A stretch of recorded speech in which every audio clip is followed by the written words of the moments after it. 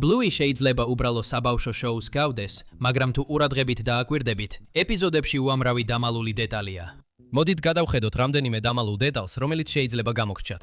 ეპიზოდში ძილის დროა, ბინგოს სიზმარი სინამდვილეში უკავშირდება ძილის წინ დედამისის მიერ წაკითხულ ზღაპრებს, რომლებიც მან ეპიზოდის დასაწყისში წაიკითხა. ძილის წინ ჩილი ბინგოს ორ სხვადასხვა წიგნს უკითხავს. ერთი მზის სისტემაზეა, ხოლო მეორე ცხოველებზე, რომლებიც კვერცხებიდან იჩეკებიან. როცა ბინგო იძინებს, მისი სიზმარი ორივე ზღაპრის ნაზავი ხდება. სიზმარში ბინგო დედამიწიდან იჩეკება, ზუსტად ისე, როგორც წიწილა კვერცხიდან გამოდის. მოგვიანებით მისი სათამაშო ფლოპი ზუსტად იმავე გზით მთვარისგან იჩეკება. ამავე დროს ბინგო კოსმოსში მოგზაურობს და პლანეტებს იკვლევს, რაც უკავშირდება წიგნს, რომელიც ჩილიმ ადრე წაუკითხა. ეს პატარა დეტალია, მაგრამ აჩვენებს, როგორ აერთიანებს ბინგოს წარმოსახვა იმ ამბებს, რომლებიც ძილის წინ მოისმინა. როგორც ვიცით, ჟან-ლუკი ფრანგულად ლაპარაკობს. ეს ძალიან ლამაზია. სერიაში კემპინგი, ბლუი და ჟან-ლუკი ერთმანეთს ენას ვერ უგებენ, მაგრამ მაინც ახერხებენ ერთად თამაშს და მეგობრებად გახდომას. ეს ერთ-ერთი მიზეზია, რის გამოც ეს სერია ასე დასამახსოვრებელია. მაგრამ აი საინტერესო დეტალი, თუ ამ სერიას შოუს ფრანგულ ვერსიაში უყურებთ, ენები რეალურად შებრუნებულია.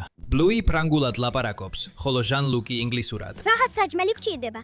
ჩვენ შეგვიძლია დავრგოთ, ალბათ დავინახავთ. მაგალითად, ეს ჭკვიანური გზაა, რომ შევინარჩუნოთ ორი ბავშვის სხვადასხვა ენაზე საუბრის იდეა. და კიდევ ერთი პატარა დეტალია ჟან-ლუკზე. სერიაში ბინგო, როცა ბინგო სათამაშო ოთახშია, კედელზე შეგიძლიათ ნახოთ ბლუისა და ჟან-ლუკის ნახატი. ეს პატარა დეტალია ფონზე, რომელიც აჩვენებს, რამდენად აფასებდა ბლუი იმ მეგობრობას, რომელიც ბანაკში ყოფნისას შეიძინა. ეხლა შემდეგი დეტალი მართლაც სახალისოა. სერიაში საძინებელი, ეპიზოდის დასაწყისში, დერეფნის ბოლოში კედელზე მიკრულია იასამნისფერი წებოვანი გეკო.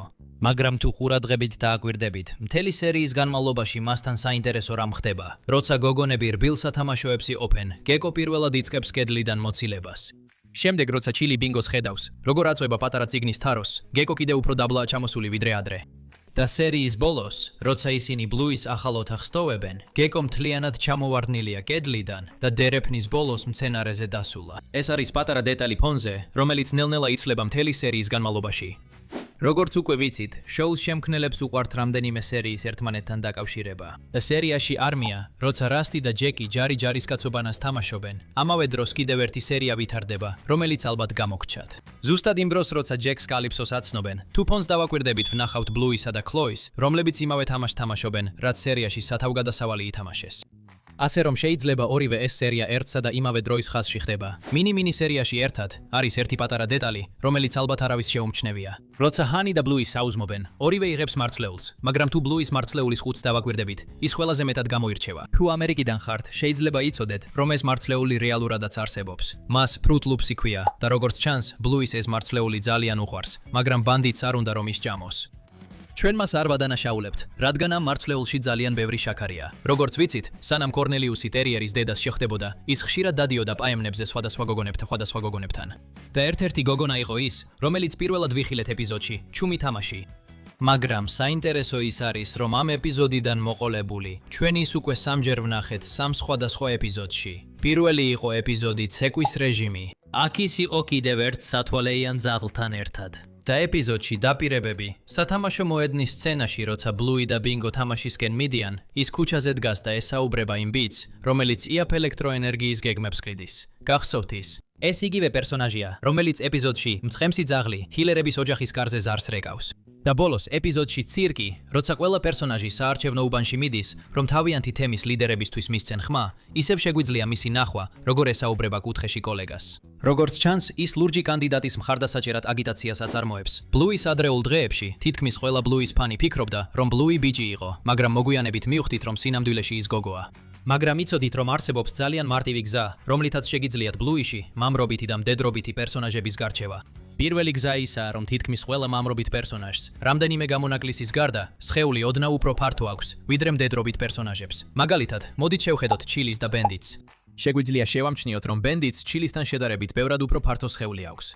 კიდევ ერთი გზა, რომლითაც შეგვიძლია ბიჭები გოგოებისგან გამოვარჩიოთ, არის ის, თუ როგორ სხედან პერსონაჟები. მაგალითად, შოუში ქალი პერსონაჟები ყოველთვის სხედან ფეხები ერთმანეთთან ახლოს, მაშინ როცა მამრი ძაღლები ყოველთვის სხედან ფეხები ოდნავ გაშლილი. და როცა გოგოები თამაშობენ და თავს მამრ ძაღლებად ასაღებენ, ისინი ზუსტად ისე სხედან, როგორც მამრი პერსონაჟები. როცა ბინგო თავს კაცად ასაღებს და ულვაშს იკეთებს, ის სრულიად განსხვავებულად ხედან, ვიდრე ჩვენ მას ჩვეულებრივ ხედავთ, რაც მიუთითებს, რომ ის კაცს ბაძავს. რა საინტერესო დეტალია, არა? სერიაში ტელევიზორების მაღაზია. ჩვენ ვხედავთ, როგორ მიყავს კორნელიუს ვინტონის სკოლიდან. და კორნელიუსის მანქანის უკანა მინაზე ვამჩნევთ რაღაც ნახატს, მაგრამ ის არ ჩანს მკაფიოდ. მაგრამ მოგვიანებით სერიაში, როდესაც მისი მანქანა ისევ აფთიაქთანაა გაჩერებული, ნახატს უკეთესად ვხედავთ. და ნახატზე ვამჩნევთ, რომ არის ბავშვი, ზრდასრული მამაკაცი და იქ სადაც კიდევ ერთი პერსონაჟი უნდა იყოს. ჩანს თითქოს ვიღაცა მისი წაშლა სცადა. ეს დეტალი ძირითადად მიანიშნებს, რომ ვინტონის მშობლები გაშორებულები იყვნენ. და კიდევ იცოდი, რომ კორნელიუსმა პირველად სწორედ ამ სერიაში შეხვდა ტერიერის დედას. ყველაფერი ბლუის შესახებ კარგად არის ცნობილი, იმდენად რომ მათ ბაღის გნომებსაც კი საკუთარი გულშემატკივრები ჰყავთ. და ამ გნომებს შორის ჯერემი ალბათ ყველაზე პოპულარულია გულშემატკივრებს შორის. და თუ ყურადღებით უყურე სერიას ნიშანი, მაშინ გაიხსენებ, რომ ჩვენი საყვარელი ძვირფასი და ბევრის მნახველი ჯერემი ფრისკი ფეხი კრა, როცა ტელეფონზე რედლის ეჩხუბებოდა.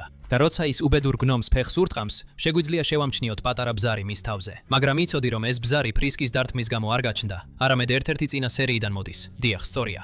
მიუხედავად იმისა, რომ ფრისკი აგრესიას ავლენს უბედური ბაღის გნომის მიმართ, შეგვიძლია შევამჩნიოთ, რომ ეს ყველაფერი რომს არ მომხდარიყო, ის უკვე გატეხილი იყო, აი დეტალი. ეს პირდაპირ მინიშნება ეპიზოდზე ბექპეკერები. მასში ბლუი და ბინგო თამაშობენ, როცა ბანდიტს ეკიდებიან.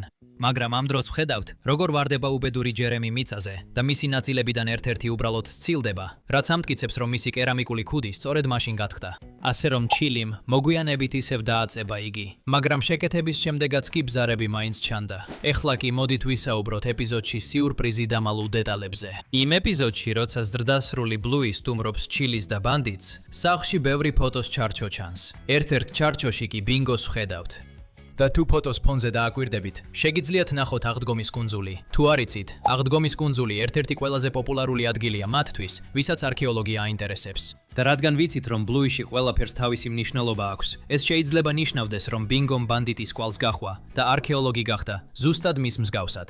და მეორე ფოტოს ჩარჩოში, სურათზე მთელ ჰილერების ოჯახს ხედავთ.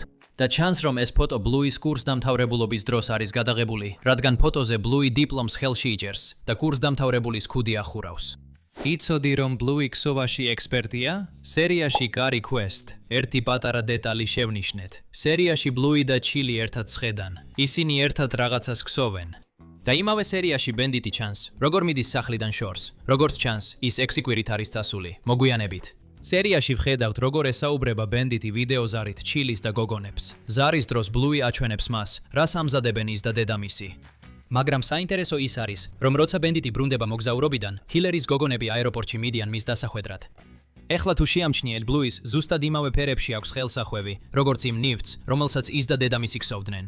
ეს ნიშნავს, რომ პერსონაჟები აგრძელებენ ცხოვრებას, მიუხედავად იმისა, რომ ჩვენ ეკრანზე არ ვხედავთ მათ. და ასევე უნდა ვთქვათ, რომ ბლუი ძალიან კარგად ქსოვს. სერიაში ბაბუა ჩვენ ცოტა მეტი გავიგეთ ჩილის ბავშვობის შესახებ. სინამდვილეში ის სწორედ ამ ადგილას თამაშობდა, როცა ლეკვი იყო. როდესაც ჩილი და მისი ქალიშვილები იწყებენ რბოლას, რომ ბაბუას ერთ-ერთ ხეზე დაეწიონ, ვხედავთ, რომ ჩილის სახელი ერთ-ერთ მათგანზეა დაწერილი.